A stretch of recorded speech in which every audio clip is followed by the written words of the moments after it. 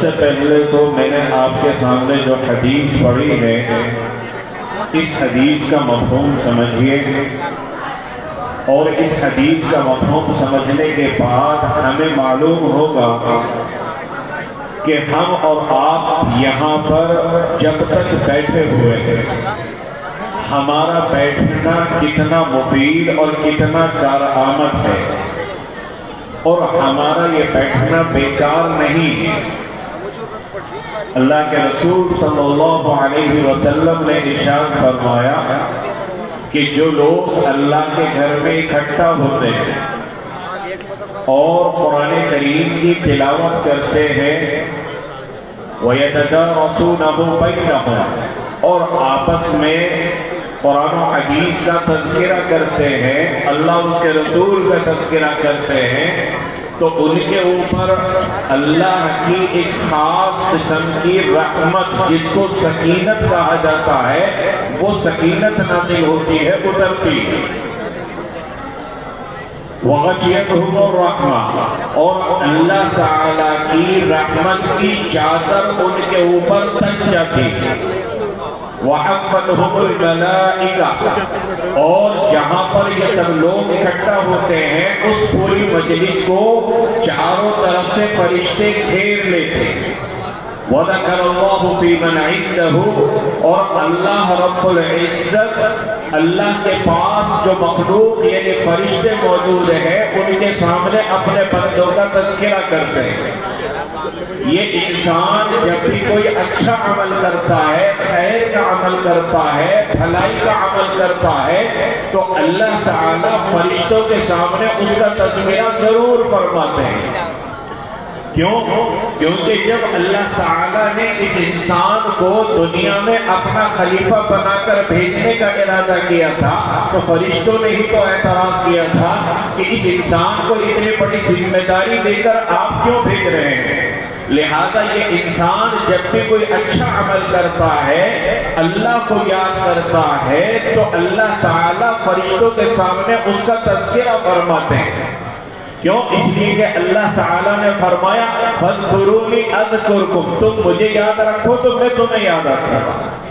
ایک حدیث میں آتا ہے من ذکرنی فی نفسی ذکرتہ فی نفسی ومن ذکرنی فی ملئ ذکرتہ فی ملئ خیر منہ، کہ جس نے مجھے دل میں یاد کیا میں بھی اس کو اپنے دل میں یاد کرتا ہوں، اور جس نے مجھے ایک مجمع میں سب کے سامنے یاد کیا تو میں اس سے بہتر مجمع یعنی فرشتوں کے سامنے ان کا تذکرہ کرتا ہوں اور ان کو یاد کرتا ہوں۔ تو ہمارا اور آپ کا یہاں پر بیٹھنا مفید ہے، کارآمد ہے، اور جب تک ہم یہاں بیٹھ کر اللہ اس کے رسول کی باتیں سن رہے ہیں، توجہ کے ساتھ سن رہے ہیں، کیوں؟ اس لیے کہ ان باتوں میں نصیحت ان کے لیے ہے جو پوری توجہ کے ساتھ علماء کے بیانات کو سننے والے ہیں۔ ان فی ذلک لذکری لمن کان لہ قلب، یہ نصیحت کی باتیں ان لوگوں کے لیے ہے جن کے سینے میں دل دھڑکتا ہے، او القى السمع، اور وہ بات کو پوری توجہ کے ساتھ سنتے ہیں، تو ایسے لوگوں کے لیے ان باتوں کے اندر نصیحت ہے۔ میرے عزیز دوستوں اور ساتھیوں، ہم اور آپ ان مدرسوں کے واسطے سے یہاں پر جمع ہیں، اور ان مدارس کے اندر قرآن کریم کی تعلیم دی جاتی ہے، نازلہ قرآن پڑھایا جاتا ہے ہمارے بچوں اور بچیوں کو، اور حفظ قرآن کریم کی تعلیم دی جاتی ہے۔ یہ قرآن کریم اللہ تبارک و تعالیٰ کی ایک مقدس اور پاکیزہ کتاب ہی نہیں بلکہ اللہ رب العزت کی ذات مبارک سے نکلا ہوا ایک کلام ہے۔ یہ قرآن کریم وہ کتاب ہے کہ جس کا پڑھنا بھی عبادت، جس کا پڑھانا بھی عبادت، جس کا سننا بھی عبادت، جس کا سنانا بھی عبادت، جس کو دیکھنا بھی عبادت، اور جس کو چھونا اور جس کو ہاتھ لگانا بھی عبادت۔ غرض یہ کہ قرآن کریم سے کسی بھی اعتبار سے وابستگی ہو تو یہ وابستگی بڑی بابرکت ہوتی ہے، اور جس چیز کو اللہ تعالیٰ قرآن کریم کے ساتھ نسبت عطا فرماتے ہیں اس کو کو اللہ رب العزت بڑی عزت اور بڑا اونچا مقام عطا فرماتے ہیں۔ اس کو آپ مثال سے ایسے سمجھیے کہ جیسے گھر کی جو ہماری بڑی بوڑھی عورتیں ہوتی ہیں، اور پہلے زمانے میں اس کا خاص طور پر بڑا دستور تھا کہ جب اپنے کپڑے بناتی ہیں تو کپڑوں میں سے، سوٹوں میں سے جو آدھ پاؤ یا اس سے کم کا کپڑا بچ جاتا ہے تو عورتیں ان کو گھر کے اندر گٹھری بنا کر رکھتی ہیں، اور گھر کا بچہ پوتا ہو، پوتی ہو، نواسا ہو یا نواسی ہو، جب وہ کہتا ہے کہ اماں میرا قرآن سینے، قرآن رکھنے کے لیے جزدان سی دیجیے، تو اماں وہ پوٹلی نکالتی ہے اور اس میں سے ان کپڑوں کو جوڑ جوڑ کر جزدان سیتی ہے۔ اب آپ دیکھیے کہ جزدان بننے سے پہلے یہ کپڑا معمولی تھا اور یہ کپڑا حقیر ترین تھا، لیکن جب اس کا جزدان سل جاتا ہے، اگر یہ جزدان کہیں زمین پر ہمیں پڑا ہوا نظر آ جائے، ہمیں تو کیا، ہمارے گھر کے سمجھدار بچے کو بھی اگر جزدان پڑا ہوا مل جائے، 5-6 سال کے بچے کو بھی جزدان پڑا ہوا مل جائے تو وہ دوڑتا ہے اور اس جزدان کو اٹھا کر چومتا ہے اور اس کو کسی اونچی تاق یا الماری کے اندر رکھ دیتا ہے۔ جب تک اس کپڑے کا جزدان نہیں سلا تھا، جب تک اس کپڑے کی نسبت قرآن کے ساتھ نہیں ہوئی تھی، اس کا رشتہ قرآن کے ساتھ نہیں جڑا تھا، اس وقت تک اس کپڑے کی کوئی اہمیت نہیں تھی۔ نہ جانے کتنے کپڑے زمین کے اوپر پڑے رہتے ہیں، کبھی کسی کو نہیں دیکھا ہوگا کہ وہ قمیض کو زمین پہ سے اٹھا کر چوم رہا ہو یا رومال کو زمین پہ سے اٹھا کر چوم رہا ہو، لیکن قرآن کے ساتھ اب اس کپڑے کا جو رشتہ قائم ہو گیا، اس وجہ سے اس کپڑے کی بھی وہ عزت کرتا ہے۔ اسی طریقے سے لکڑی کی نہ جانے کتنی چیزیں بنتی ہیں۔ مسجد کے اندر مثال کے طور پر لکڑی کا دروازہ بھی ہوتا ہے، لکڑی کی کھڑکی بھی ہوتی ہے، لیکن کیا کبھی کسی کو دیکھا کہ مسجد کے اندر آئے اور آ کر دروازے اور کھڑکیوں کو چومنے لگے؟ لیکن اسی لکڑی کی جب قرآن رکھنے کے لیے رحل بنا لی جاتی ہے، اگر یہ رحل زمین کے اوپر پڑی ہو تو ہمارا بچہ بھی دوڑ کر اس رحل کو اٹھاتا ہے اور چوم کر اس کو اونچی جگہ کے اوپر رکھتا ہے۔ آپ دیکھیے لکڑی کی رحل بننے سے پہلے لکڑی کی نہ کوئی عزت تھی، نہ کوئی اس کا احترام تھا، نہ اس کا کوئی ادب تھا، لیکن قرآن سے رشتہ ہونے کی وجہ سے اللہ نے ایک معمولی لکڑی کو بھی اعزاز عطا کیا ہے۔ ہم اور آپ تو اہل قرآن ہیں، اللہ نے قرآن ہمارے لیے نازل کیا، اللہ نے قرآن ہمارے لیے اتارا۔ ہم اگر قرآن کریم کے ساتھ اپنا رشتہ مضبوط کرنے والے ہوں اور قرآن سے اپنا تعلق مضبوط کرنے والے ہوں تو کیا اللہ رب العزت ہمیں عزت نہیں عطا فرمائیں گے؟ کیا اللہ رب العزت ہمارا مقام اونچا نہیں کریں گے؟ یہ قرآن کریم جو ہمارے یہ چھوٹے بچے اور بچیاں ان مدرسوں سے سیکھ کر جاتے ہیں اور مدرسوں میں پڑھتے ہیں اور گھر میں جا کر اپنا سبق یاد کرتے ہیں اور قرآن کریم کی تلاوت کرتے ہیں، یہ کوئی معمولی نعمت نہیں ہے، بلکہ جس بستی کے اندر بھی قرآن کریم پڑھا جاتا ہے اس بستی میں اللہ تعالیٰ کی رحمت کی برسات ہوتی ہے۔ خود قرآن کہتا ہے وَإِذَا قُرِئَ الْقُرْآنُ فَاسْتَمِعُوا لَهُ وَأَنصِتُوا لَعَلَّكُمْ تُرْحَمُونَ، جب قرآن پڑھا جائے تو تم اس کو خاموشی کے ساتھ اور پوری توجہ کے ساتھ سنو تاکہ تمہارے اوپر اللہ کی رحمتوں کی بارش ہو۔ لَعَلَّكُمْ تُرْحَمُونَ، اس سے معلوم ہوتا ہے کہ جہاں قرآن پڑھا جاتا ہے وہاں اللہ کی رحمتوں کی برسات ہوتی ہے، وہاں اللہ کی رحمتیں اترتی ہیں۔ تو ان مدرسوں کے واسطے سے یہ بچے اور بچیاں مدرسے میں قرآن پڑھیں یا گھر جا کر قرآن پڑھیں یا ہم اور آپ قرآن کریم کی تلاوت کو اپنا معمول بنائیں تو ہمارے زندگیوں میں بھی برکت آئے گی اور ہماری بستیوں کے اندر بھی اللہ کی طرف سے خیر اور رحمتیں نازل ہوں گی۔ حضرات صحابہ کرام وہ بھی ہماری اور آپ کی طرح کے انسان تھے اور ان کی بھی وہی ضروریات تھی جو ہماری ضروریات ہیں، ان کے بھی بیوی بچے تھے، ان کے بھی رشتے دار تھے، ان کی بھی کھیتی باڑیاں تھی، وہ بھی ملازمت کرتے تھے، وہ بھی کاروبار کرتے تھے؟ غرض یہ کہ جو ضروریات ہماری وہ حضرات صحابہ کرام کی تھی، لیکن ان صحابہ کرام کا جو اعزاز اور ان صحابہ کرام کا جو اونچا مقام اور اونچا مرتبہ ہے، اس کے اسباب میں سے ایک اہم سبب یہ تھا کہ انہوں نے قرآن کریم کو مضبوطی کے ساتھ پکڑا اور قرآن کریم کو اپنی عملی زندگی کے اندر داخل کیا اور قرآن کریم کی تلاوت کو اپنا معمول بنایا۔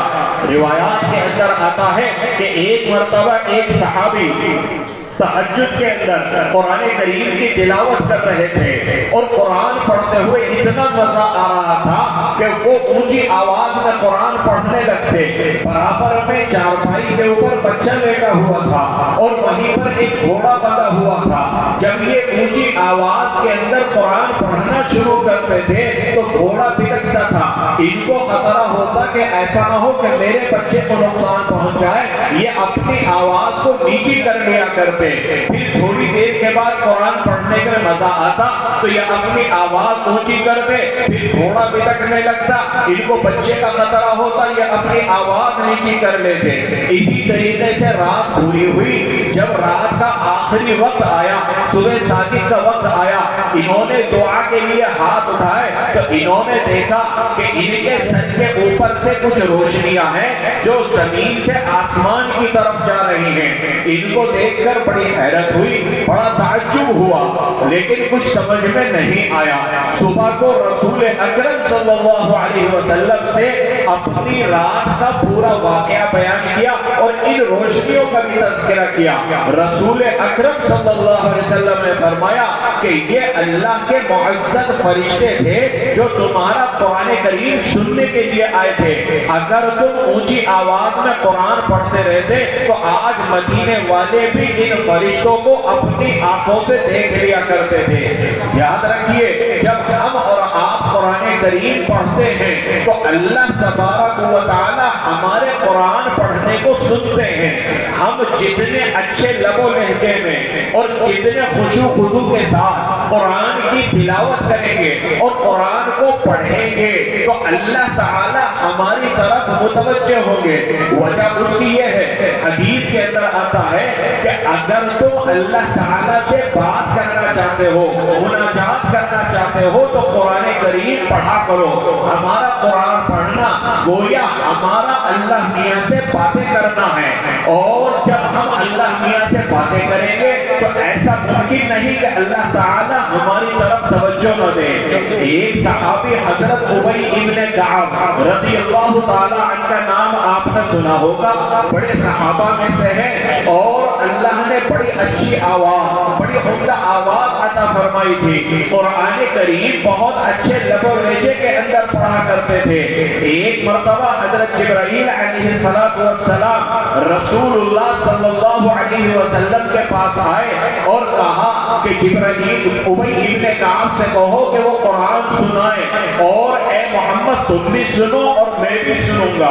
رسول اکرم صلی اللہ علیہ وسلم نے حضرت ابی ابن کعب کو اللہ تعالیٰ کا یہ پیغام پہنچایا۔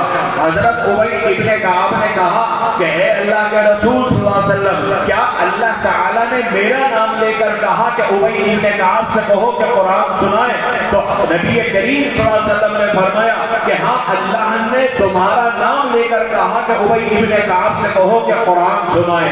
اور ابی ابن کعب نے جہاں یہ سنا تو وہ زاروں قطار رونے لگے کہ کہاں میں اور کہاں اللہ رب العزت۔ اس واقعے سے معلوم ہوتا ہے کہ ہم اور آپ جب قرآن کریم پڑھتے ہیں، قرآن کی تلاوت کرتے ہیں تو اللہ تعالیٰ خود سنتے ہیں، اور جب اللہ ہمارے قرآن پڑھنے کو سنیں گے تو کیا اللہ کی رحمت ہماری طرف متوجہ نہیں ہوگی؟ کیا اللہ کی رحمتوں کی ہمارے گھروں پر اور ہماری بستیوں پر برسات نہیں ہوگی؟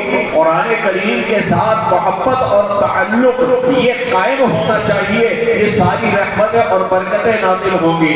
حضرت فاطمہ رضی اللہ تعالی عنہا رسول اکرم صلی اللہ علیہ وسلم کی چہیتی صاحبزادی، انہوں نے ایک مرتبہ سردی کے زمانے میں ارادہ کیا کہ میں آج عشاء کی نماز کے بعد پوری رات نفل پڑھنے کے اندر گزاروں گی۔ اور آپ کو معلوم ہے کہ سردی کے زمانے میں راتیں لمبی ہو جاتی ہیں اور دن چھوٹا ہو جاتا ہے، رات کاٹے نہیں کٹتی۔ چنانچہ انہوں نے عشاء کی نماز کے بعد 2 رکعت نفل کی نیت باندھی اور انہوں نے قرآن پڑھنا شروع کیا، ایک ایک آیت کو بڑے مزے لے لے کر پڑھا۔ اور جب انہوں نے سلام پھیرا تو وہ وقت آج جس وقت ہم رمضان میں سحری کھانے کے لیے اٹھتے ہیں، یعنی صبح صادق قریب تھی، انہوں نے سلام پھیرا اور دیکھا کہ رات پوری ہونے والی ہے اور صبح ہونے والی ہے۔ دعا کے لیے ہاتھ اٹھاتی ہیں اور زاروں قطار روتی ہیں اور کہتی ہیں کہ اے اللہ، میرا ارادہ تو اور نفلیں پڑھنے کا تھا، آپ نے اتنی چھوٹی رات کیوں بنائی کہ 2 رکعت کے اندر مکمل ہو گئی۔ اسی طریقے سے آپ صلی اللہ علیہ وسلم ایک غزوے سے واپس آ رہے تھے، رات کا آخری وقت تھا، نبی کریم صلی اللہ علیہ وسلم نے صحابہ کرام نے سے کہا کہ 2 آدمی پہرا دینے کے لیے تیار ہو جاؤ۔ وہ 2 آدمی کون ہیں جو پہرا دیں گے تاکہ باقی لوگ آرام کر سکے؟ 2 صحابہ نے اپنے آپ کو پیش کیا، نبی کریم صلی اللہ علیہ وسلم نے ان کو حکم دیا کہ تم فلاں پہاڑی کے اوپر چلے جاؤ اور وہاں سے نگرانی کرنا اس پہاڑ کی طرف سے دشمن مسلمانوں پر حملہ نہ کر دے۔ چنانچہ سارے مسلمان آرام کرنے لگے، یہ 2 صحابی اس پہاڑی کے اوپر بیٹھ گئے اور نگرانی کرنے لگے۔ تھوڑی دیر کے بعد دونوں نے مشورہ کیا کہ جو کہ ہم بھی تھکے ہوئے ہیں، اگر دونوں جاگتے رہے تو ایسا نہ ہو کہ ہمیں نیند آ جائے اور حضور اکرم صلی اللہ علیہ وسلم کے حکم کے خلاف ورزی ہو جائے۔ کیوں نہ ایسا کرے کہ پہلے ایک سو جائے اور ایک جاگتا رہے اور اس کے بعد دوسرا اس کو اٹھا دے اور یہ سو جائے۔ چنانچہ دونوں نے طے کیا، ایک اس میں سے سو گیا اور ایک جاگتا رہا۔ جب ایک جاگتا رہا، تھوڑی دیر کے بعد اس نے سوچا کہ خالی جاگنے سے کیا فائدہ، کیوں نہ اس وقت کا فائدہ اٹھا لیا جائے۔ لہذا 2 رکعت نماز کی نیت باندھ لی اور سورہ کہف پڑھنا شروع کر دی۔ ادھر دشمن آ گیا اور دشمن نے دیکھا کہ سارے سو رہے ہیں اور صرف ایک آدمی جاگ رہا ہے اور وہ بھی اپنی عبادت میں مصروف ہے۔ لہذا اس نے سوچا کہ سب سے پہلے جو جاگ رہا کسی کو نشانہ بنائے۔ ان صحابی کے اوپر تیروں کا وار کیا، جسم کے اوپر تیر لگ رہے ہیں، خون بہ رہا ہے، لیکن قرآن پڑھنے میں اتنا مزہ آ رہا ہے، نماز پڑھنے میں اتنا مزہ آ رہا ہے کہ انہوں نے نیت نہیں توڑی بلکہ یہ نماز کو جاری رکھے ہوئے تھے۔ جب انہوں نے دیکھا کہ میرے جسم سے خون اتنا بہ گیا کہ ایسا نہ ہو میں بے ہوش ہو جاؤں اور دوسرے مسلمانوں کو نقصان پہنچے، انہوں نے جلدی سے سلام پھیرا اور اپنے ساتھی کو جگایا۔ ان ساتھی نے کہا کہ جب تمہارے اوپر دشمن تیر سے اتنے حملے کر رہا تھا تو تم نے مجھے کیوں نہیں جگایا؟ انہوں نے کہا کہ میں نے جو کہ نماز پڑھنی شروع کر دی تھی اور سورہ کہف کی تلاوت شروع کر دی تھی، مجھے قرآن پڑھنے میں اتنا مزہ آ رہا تھا کہ میں نے نماز کو چھوڑنا گوارا نہیں کیا۔ یہ تھا حضرات صحابہ کرام کا قرآن کریم کے ساتھ تعلق۔ ایک مرتبہ حضرت عمر فاروق رضی اللہ تعالی عنہ جب خلیفۃ المؤمنین بنے، مکہ مکرمہ میں ایک پہاڑ کے اوپر کھڑے ہیں اور پہاڑ کی جڑ میں دیکھ رہے ہیں، سب گرمی کا زمانہ ہے، دوپہر کا وقت ہے، سورج اپنے شباب پر ہے، تیز دھوپ ہے۔ حضرت عمر فاروق اور ان کے ساتھ جتنے لوگ تھے سارے پسینے سے شراب ہو رہے ہیں، نظر کچھ نہیں آ رہا کہ حضرت عمر یہاں پر کیا دیکھ رہے ہیں۔ کسی نے ہمت کر کے تھوڑی دیر کے بعد کہا کہ حضرت آپ اس پہاڑ کی جڑ میں کیا دیکھ رہے ہیں، ہمیں تو کچھ نظر نہیں آ رہا۔ تو حضرت عمر نے فرمایا کہ میں اس پہاڑ کی جڑ میں اپنے لڑکپن کے زمانے کو دیکھ رہا ہوں، جب میں اونٹ چرانے کے لیے اس پہاڑ کی جڑ میں آتا تھا اور شام کو خالی پیٹ یہ اونٹ واپس گھر جایا کرتے تھے تو باپ پٹائی کرتا تھا کہ تو خالی اونٹ لے کر آ گیا، تجھ سے اونٹ چرانا نہیں آتا، بڑے ہو کر تو کیا کرے گا؟ آج اللہ نے اسلام اور قرآن کی نعمت سے نوازا کہ اللہ نے مجھے امیر المؤمنین بنا دیا۔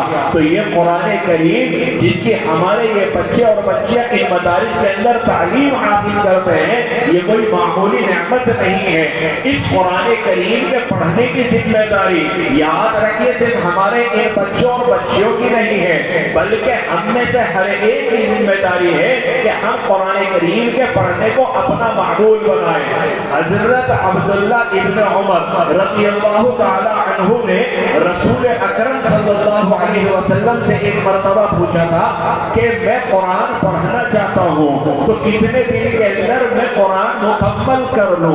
رسول اللہ صلی اللہ علیہ وسلم نے فرمایا کہ 40 دن کے اندر اپنا قرآن پورا کر لو۔ انہوں نے کہا کہ میں تو اور پڑھنا چاہتا ہوں۔ آپ صلی اللہ علیہ وسلم نے فرمایا 30 دن میں پورا کر لو۔ انہوں نے کہا میں اور پڑھنا چاہتا ہوں۔ آپ صلی اللہ علیہ وسلم نے فرمایا 20 دن میں پورا کر لو۔ انہوں نے کہا میں اور پڑھنا چاہتا ہوں۔ آپ نے فرمایا 10 دن میں پورا کر لو۔ انہوں نے کہا میں تو اور پڑھنا چاہتا ہوں۔ آپ نے فرمایا 7 دن میں پورا کر لو۔ یہاں پر دیکھیے رسول اللہ صلی اللہ علیہ وسلم نے ایک قرآن ہمارا کتنے دن میں پورا ہونا چاہیے اس کی سب سے زیادہ مدت کیا بیان کی؟ 40 دن، کہ زیادہ سے زیادہ 40 دن کے اندر تو ایک قرآن پورا ہو جانا ہی چاہیے۔ ہم میں سے ہر ایک اپنے سینے پر ہاتھ رکھ کر بتائے کہ پچھلے رمضان میں ہم نے قرآن جو بند کیا تھا کیا ان 11 مہینوں کے اندر ہم نے کبھی قرآن کھول کر دیکھا؟ کبھی کبھی ہو سکتا ہے قرآن کو کھول لیا ہو۔ ہم روزانہ موبائل کو کھول کر دیکھ سکتے ہیں، ہم روزانہ ٹیلی ویژن دیکھ سکتے ہیں، ہم روزانہ اخبار پڑھ سکتے ہیں۔ دنیا کے نہ جانے کتنے کام ہیں جو روزانہ کے ہمارے معمول ہیں، لیکن افسوس ہم قرآن کریم کے پڑھنے کو اپنا معمول نہیں بناتے۔ ہم میں سے ہر ایک کی ذمہ داری ہے کہ قرآن کریم کے ساتھ اپنا رشتہ مضبوط کریں۔ اگر ہم بڑوں کو، ہم بوڑھوں کو، ہم جوانوں کو، ہم مرد ہوں یا ہماری عورتیں ہوں، ان کو ہمارے یہ بچے اور بچیاں روزانہ صبح کو قرآن پڑھتے دیکھیں گے تو جبھی تک ان کو پتا چلے گا کہ قرآن پڑھنے کی کوئی چیز ہے، ورنہ تو یہ بھی یہ سمجھیں گے جیسے ہم اور آپ سمجھتے ہیں کہ بس قرآن گھر میں ہونا چاہیے، ہندوستان میں لپٹا ہوا، تاج کے اندر رکھا ہوا، الماری میں رکھا ہوا ہو، گھر کے اندر خیر و برکت رہے گی۔ واقعی قرآن کے گھر میں رہنے سے خیر و برکت ہوتی ہے، لیکن اگر قرآن کھولو گے، قرآن کو پڑھو گے، قرآن کو سمجھو گے اور قرآن کے مطابق اپنی زندگی بنانے کی کوشش کرو گے تو پھر دیکھنا کتنی رحمتیں اور کتنی خیر اور کتنی برکتیں اللہ تبارک و تعالی عطا فرمائیں گے۔ میرے عزیز دوستوں اور ساتھیوں، یہ مدارس اللہ کی بہت بڑی نعمت ہے۔ ہمیں اور آپ کو چاہیے کہ ان مدارس کے ساتھ ہم اپنا رشتہ مضبوط کریں اور ان مدارس کے ساتھ بھرپور تعامل کریں۔ یہ مدارس کے لیے جو اس طرح کے مواقع پر چندہ کیا جاتا ہے، یہ چندہ کرنا بھی رسول اکرم صلی اللہ علیہ وسلم کی سنت ہے۔ رسول اکرم صلی اللہ علیہ وسلم نے بھی اسلام کے اہم امور کی انجام دہی کے لیے چندہ کیا ہے۔ غزوہ تبوک کے موقع پر جب ایک بڑی طاقت سے مقابلہ تھا، رسول اکرم صلی اللہ علیہ وسلم نے حضرات صحابہ کرام سے چندے کی اپیل کی تھی، اور یہ وہ موقع تھا جب حضرت عمر رضی اللہ تعالی عنہ کے دل میں خیال آیا کہ میں ابو بکر رضی اللہ تعالی عنہ کو آج ہرا سکتا ہوں، نیکیوں کے اندر ان سے آگے بڑھ سکتا ہوں۔ چنانچہ تمام صحابہ اپنی اپنی استطاعت اور اپنی وسعت کے مطابق سامان لا کر رسول اکرم صلی اللہ علیہ وسلم کی خدمت میں پیش کرتے رہے۔ حضرت عمر بھی لے کر آئے، حضرت ابو بکر بھی لے کر آئے۔ رسول اللہ صلی اللہ علیہ وسلم نے حضرت عمر سے پوچھا کہ اے عمر کیا لائے ہو، گھر والوں کے لیے کیا چھوڑا؟ حضرت عمر نے فرمایا اے اللہ کے رسول، گھر میں جتنا ساز و سامان تھا سب کو اکٹھا کر کے 2 حصوں میں تقسیم کیا، آدھا اللہ کے لیے قربان کر دیا، آپ کی خدمت میں پیش کر دیا، اور آدھا اپنے گھر والوں کے لیے چھوڑا۔ رسول اللہ صلی اللہ علیہ وسلم نے برکت کی دعا دی۔ حضرت ابو بکر سے پوچھا کہ اے ابو بکر تم کیا لائے ہو؟ انہوں نے فرمایا کہ گھر میں جتنا ساز و سامان تھا گھر گھر میں جھاڑو دے کر سب کو اکٹھا کیا اور سارا سامان لا کر آپ کی خدمت میں پیش کر دیا اور گھر میں صرف اللہ اس کے رسول کا نام چھوڑ کر آیا ہو. حضرت عمر رضی اللہ عنہ نے اس موقع پر فرمایا تھا کہ میں نیکیوں میں حضرت عمر سے آگے نہیں پڑھ سکتا. تو یہ مدارس کے لیے جو چندہ کیا جاتا ہے یہ آپ حضرات چندہ دیتے ہیں، یہ رسول اکرم صلی اللہ علیہ وسلم کی گویا سنت ہے. اسی طریقے سے آپ